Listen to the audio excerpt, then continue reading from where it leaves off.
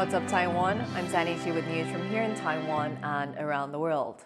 The Financial Times reports that top Taiwanese officials have arrived in the U.S. for rare high-level talks.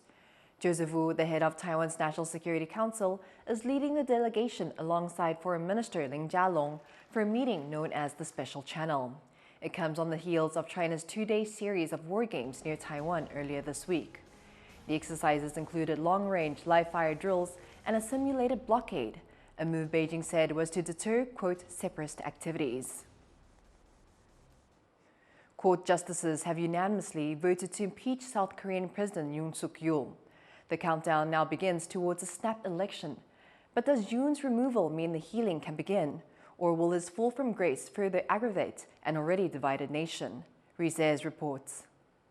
On the streets of Seoul, screams of jubilation and cries of disbelief as South Korea's constitutional court confirms the impeachment of the now former president Yoon Yeol. 피청구인 대통령 윤석열을 파면한다. As the presidential flag comes down, so now must Yoon officially vacate his position after throwing his country into political turmoil last December when he suddenly declared martial law. Court justices delivered blow after blow, accusing Yoon of causing chaos across Korean society, economics and politics. 국민 모두의 대통령으로서 자신을 지지하는 국민을 초월하여 사회 공동체를 통합시켜야 할 책무를 위반하였습니다. Yoon himself has said that he's truly sorry for failing to live up to the expectations of his country. But his lawyer took a much less conciliatory approach. 결과까지도 전혀 법리적으로 납득할 수 없는 결정이 이루어졌습니다. 완전히 어떤 정치적인 결정으로밖에 볼 수 없어서 너무 안타깝고 이것이 21세기 법치들이 대한민국에서 일어날 수 있는 일인가 참담한 심정입니다. Some academics are celebrating the ruling, hoping it will hasten the healing for a bitterly divided nation. 헌법재판소가 그 면에서는 만장일치 결정을 통해서 그러한 반대 의견이 있음으로써 초래될 수 있는 그러한 공론 분열이라든지 혹은 정치적 혼란을 최소화하기 위해서 지혜로운 선택을 했다고 생각합니다. But the political strife isn't over yet. South Korea must now hold a snap election within 60 days. In the interim, Han Duck-soo, who became acting president after Yoon's powers were suspended last year, will oversee the process. 주권자인 국민 여러분의 뜻을 받들어 헌법과 법률에 따라 다음 정부가 차질 없이 출범할 수 있도록 자기 대통령 선거 관리에 최선을 다하겠습니다. Yoon isn't out of trouble yet either. At some date soon, he's set to face a separate charge of insurrection, a crime that can carry life imprisonment or worse. And while he may be removed from office, how Yoon and his base respond to his impeachment could continue to influence South Korean politics for many months to come. Devon Tsai and Rizes for TaiwanPlus. The fate of TikTok in the U.S. remains uncertain after President Donald Trump gave the social media app another 75 days to find a buyer for its U.S. operations. The extension gives the Trump administration more time to negotiate a deal with Chinese owners ByteDance. It comes after the Chinese government reportedly killed a deal that would have left ByteDance with a 20% stake in TikTok after Trump announced new tariffs of 34% on Chinese imports earlier this week. TikTok was banned under a law passed by Congress and signed by former U.S. President Joe Biden. But Trump has made bringing the app's U.S. operations under American ownership a key pledge since taking office. As this year's Tomb Sweeping Festival comes to an end, activists in southern Taiwan are working to preserve the country's oldest Chinese cemetery. By highlighting funerary traditions, they hope to safeguard Taiwan's heritage for future generations. Bryn Thomas reports. Every spring, hundreds of thousands of Taiwanese people travel to their families' graves for the Qingming or Tomb Sweeping Festival. 在我们小时候，就是我爸就带我们来拜祖先呐，可能就是个惯性。那等到我长大了，我爸可能行动不方便，就我代替我爸他们来这样子。我觉得这是一个一个血缘的传承啦，哎呀，就是一个汉族文化吧。The annual tradition, a reminder that many Taiwanese customs originating in China once centered around ancestral veneration. They come to places like this, Nanshan Cemetery in the southern city of Tainan. People have been building tombs here since the 17th century, and there's evidence that the place was a burial ground for indigenous Taiwanese long before that. Because of local superstitions and beliefs, funeral traditions are a sensitive subject in Taiwan. But it's long been an interest of U.S. anthropologist and conservationist James Morris. What this gives us is a really great composite of the material culture of Tainan and Tainan's history. So we have the old, this is probably granite or andesite, and this was used as ballast in the boats that were trading between Jinmen, Xiamen, and Tainan. Alongside this tomb from 1642, the only one in Taiwan predating the fall of the Ming Dynasty, others span the Qing Dynasty, the Japanese colonial period, and through to today, each reflecting the artistic styles of the time and featuring the nation's top funerary artists. 那些彩绘名家大概就是现在被府城列为什么国宝人物，像陈玉峰啦、蔡草如啊这些，他们都有帮忙画。可是他们画的都没有落款啊，因为他们觉得这个是所谓的面包案啊，够巴豆呀。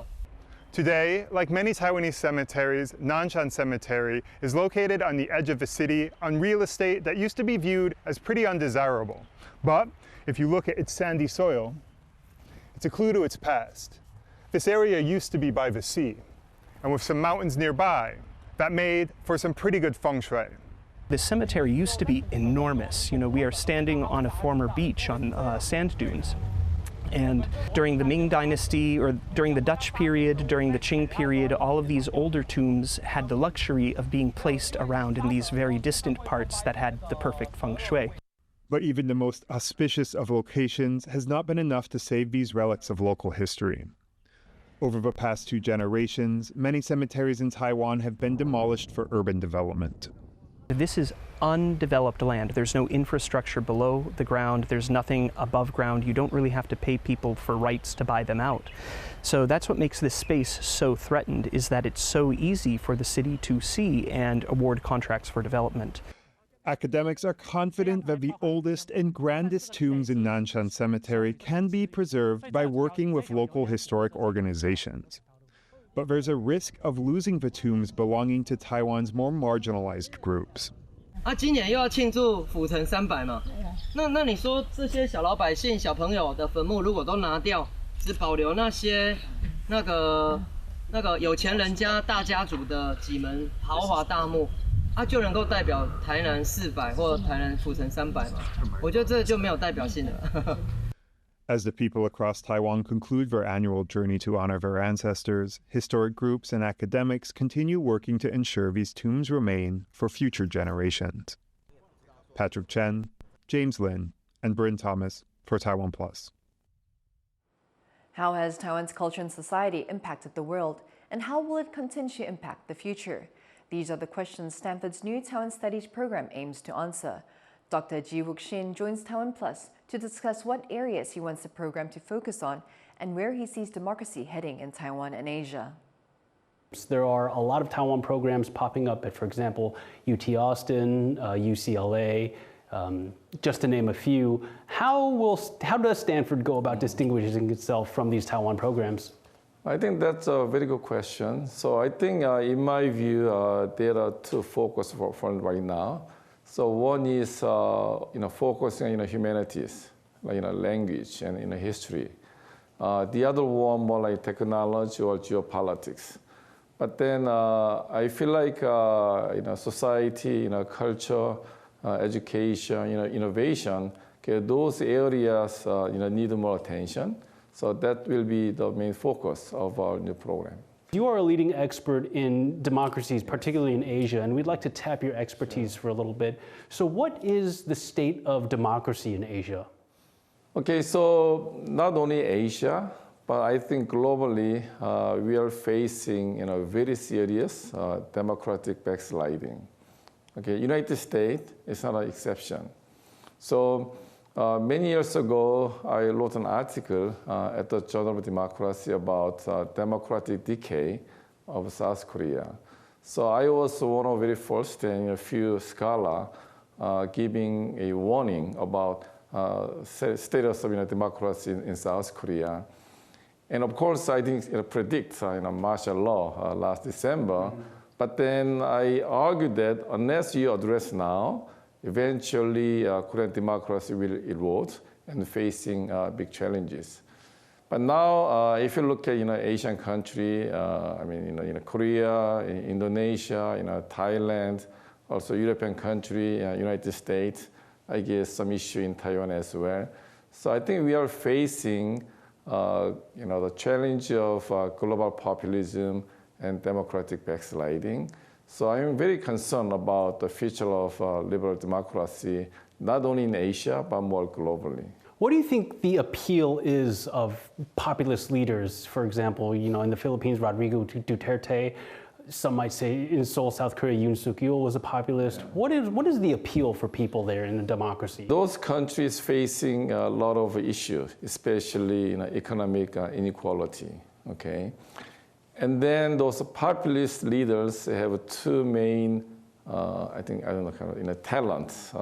One is they simplify complex problem in a very easy way. Okay, I mean that's main power of populist leaders today and historically, and also they are very anti-establishment, and then they are blaming establishment as the main cause of all those problems. So in the United States, they are blaming migrants, for example, and then they are looking for scapegoats, and then they are trying to simplify the us versus them, and then mobilizing the people. So that's why it's very dangerous.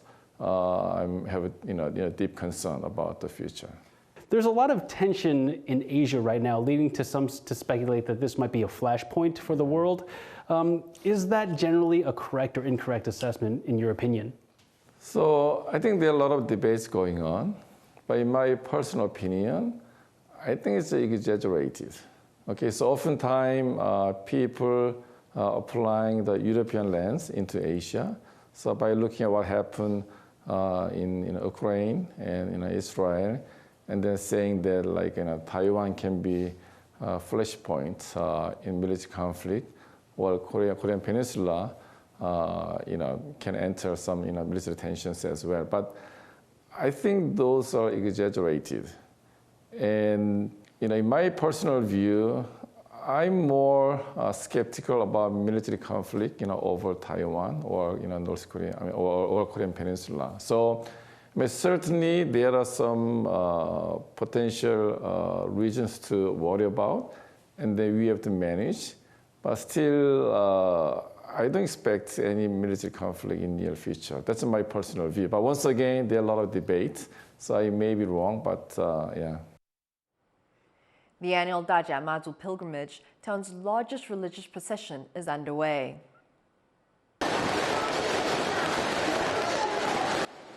The 9-day, 8-night event to honor the sea goddess Mazu began in Taichung, central Taiwan. Covering over 340 kilometers, the pilgrimage will pass through temples across Changhua, Yunlin, and Jiayi counties. Organizers estimate that more than 600,000 devotees will take part in this year's procession. Thank you for watching What's Up Taiwan. You can visit the TaiwanPlus website or follow our social media for more stories from Taiwan and around the world.